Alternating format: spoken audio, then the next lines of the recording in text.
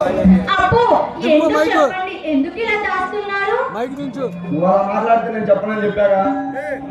అబ్బా చెప్పండి. మీరు ఏంటి ఇలా మాట్లాడుతున్నారు? నేను మానవుడినైతే నువ్వు దివి నుంచి భూమి మీదకి వచ్చిన దేవకన్య. కాదు మహాన్ బావా, నేను మానకన్యనే. కానీ ఏంటో నీ కంటి నేను అలా కనిపిస్తున్నాను. నేను బాధపడినందుకు నన్ను క్షమిస్తావా? చాచా, మన మధ్య క్షమాపణలు ఉండకూడదు.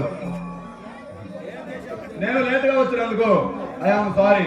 ఏం చేస్తా, నా ఉద్యోగం కత్తి మీద సాము లాంటిది. ఈ సిటీలో బాంబు పిల్లలు ఎక్కువైపోయాయి. ఉగ్రవాద చర్యలు, మత కలహాలు, అమ్మాయిల కిడ్నాపులు, ఇలాంటి అరాచక శక్తులు రోజు రోజుకి ప్రజ్వలిల్లిపోతున్నాయి. వాటిని అరికట్టడానికి నేను స్పెషల్ సిబిఐ ఆఫీసర్ గా ఇక్కడికి వచ్చాను. అంటే మీరు వచ్చింది నా కోసం కాదా? చూడు శిరీష, నా మనసులో ఆరాధిస్తున్న దేవత విడుగు. నిన్ను విడిచి ఒక్క క్షణం కూడా ఉండలేను. అసలు విషయం ఏంటంటే, నేను ఇలా వస్తున్నాను, అతని నుంచి ఒక ఆడ మనిషి అలా వస్తుంది. ఇంతలో ఒక లారీ వచ్చి సడన్ గా ఆమెకు డాష్ ఇచ్చింది. ఆమెను హాస్పిటల్లో జాయిన్ చేసి వచ్చేసరికి ఆలస్యమైంది. ఓహో, ఇంతకు ఆమె వయసు ఎంత ఉంటుంది? మొదలైందా అనుకున్నా. ఆహా, ఏంటో అది? ఇంకా అమ్మాయి వయసు అడగలేదేంటా అని. నువ్వు రూటు మార్చకుండా ఏంటో సూటిగా చెప్పు. ఆ అమ్మాయి వయసు సుమారు 17-18 సంవత్సరాలు ఉండొచ్చు. అయినా నాకు తెలియగలుగుతాను, ఆడది ముందు పుట్టిందా లేక హనుమానం ముందు పుట్టిందా?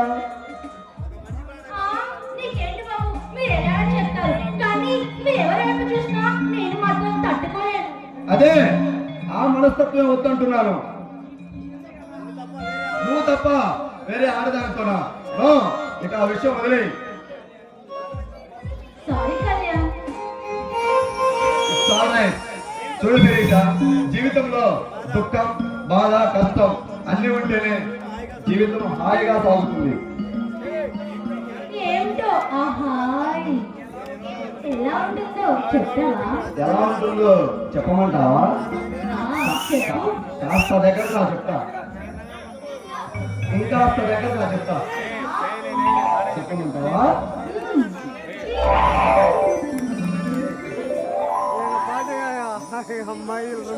నా